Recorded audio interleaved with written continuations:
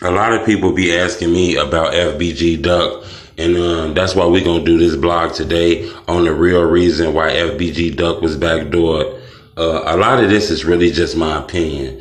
I can't really give you 100% guaranteed information, but I'm not going to lie. I done talked to a lot of people involved in this situation, and I'm one of the real bloggers who done talked to a lot of these guys. You got to remember, I interviewed FBG Duck. I interviewed Billionaire Black.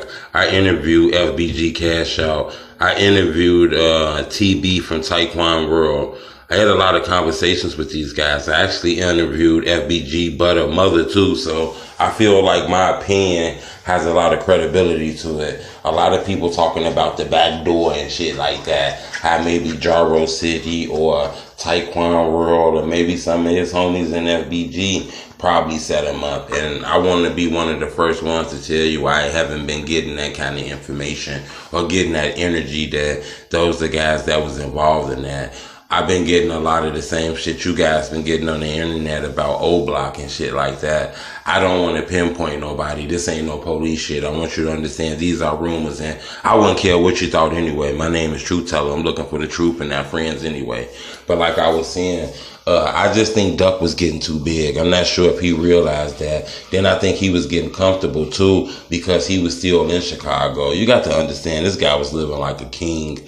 He single-handedly became one of the most popular GDs in this shit, all just repping what he was repping through the music business. And in Chicago, remember, it's his own culture. You like a rock star once you hit like 20,000 followers on Instagram. And soon you get 1 million views, they look at you like famous, regardless if it's bringing in millions of dollars. You get what I'm saying? So I just don't think Duck understood that his fame was growing real big. And don't get me wrong, people could have backdoored him and shit like that. But I just think that he was maybe spotted somewhere because information that came out that it seemed like maybe he was chased or whatever that went on. We just seen his mother do the interview on the Vlad TV. She just spoke her piece on things like that. But a lot of people was pointing at like O Block. Now we got to be honest. He was throwing a lot of shots at those guys. He was steady dropping videos, dissing those guys. And let's be honest, people like Steve and Baldy and shit like that, they was becoming famous on the disrespectful side the same way people was doing Tuka. So I just think that maybe that kind of got him hot. And you got to understand, when you at these places that's in Chicago, everybody be there. You got to remember, it's a lot of scam shit going on. So a lot of these young people is playing with thousands. So they be at them Blueberry stores and those Christian Dior stores and shit like that. So you got to have it on you when you're in them stores. Shit, you got to have it on you when you're in the restaurant.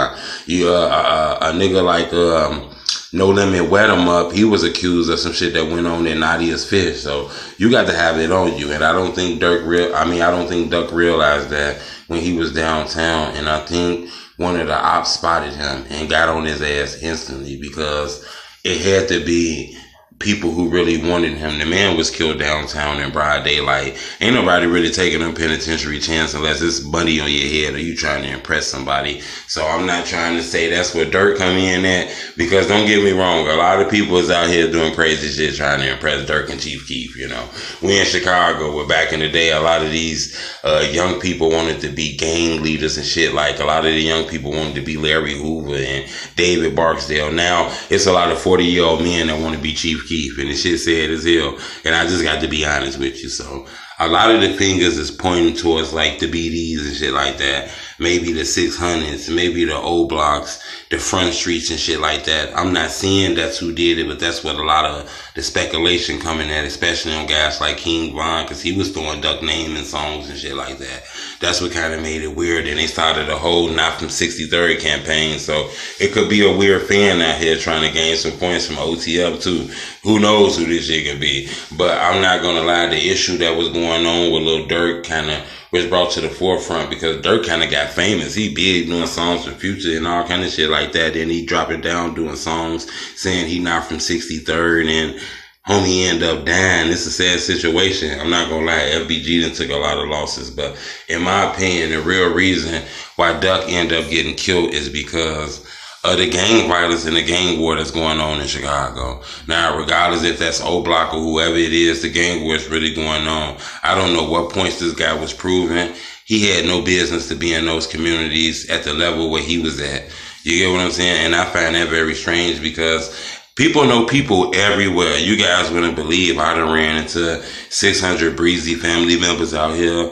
I done ran into a lot of people's where I'm at. I'm not going to tell you where I'm at, but I done ran into a lot of people, man. I ran up on Breezy people one day, man. They slid up on me like, what's up, Truth Teller? And it's a small world, you know. I remember one day I was grocery shopping and I ran into Paris Bueller from Bandcamp. So you guys got to be careful out here, especially in Chicago when you're doing that type of music. You'll run into one of your ops and that'll be your last day out here. As crazy as that shit sound, and a person like Duck, I'm pretty sure in the streets, you got to understand he had the clout. He might have not been as famous as Lil Durk in the music business, but he was as famous as Lil Durk when it come to the street shit. FBG was a well-known street set. I'm not sure if a lot of people know that because a lot of people just watch the music and listen to this rap shit. But if you're from Chicago, then you know guys like Wooski and Gucci and shit like that. These guys is like respected on some street shit. Now, whether you want to say they dirty or whatever, I'm not saying they not. I'm just saying you hear these guys' names in Chicago and it don't even involve the music. So I hope a lot of these young rappers who paying attention to this shit understand once you blow up, once you get 1 million views and you become famous and you doing that kind of music, you're not allowed in the hood no more, man. The clout is poison. And I think FBG Duck died over the clout. So that's my main overall conclusion of this shit. When somebody asks me what happened to FBG Duck, I tell them, you know, the clout took him out. You get what I'm saying? And it's not funny. I'm not laughing at it. I'm just laughing at the situation about the clout and how a lot of these brothers think the clout is cool. It's a sad situation because I interviewed that brother and I thought he was a pretty smart dude, but I'm not gonna lie, when I was interviewing the guys and some of the things they were telling me, I'm not gonna lie, I didn't think losing their life was too far-fetched because I could tell these guys was really involved in that street coaching and shit like that. So I want a lot of these young people to understand the moment you start blowing up on this internet shit, man, these guys ain't your homie no more. They don't want you around their baby mamas. They don't want you around their homies. You thumbing through hundreds. You wearing designer clothes. You got on $3,000 t-shirts. You wearing $2,000 SB dunks. You know what I'm saying? You wearing a designer. Niggas baby mamas laughing at all your jokes. You're not cool no more. You know? Niggas gonna get you up out of here, so.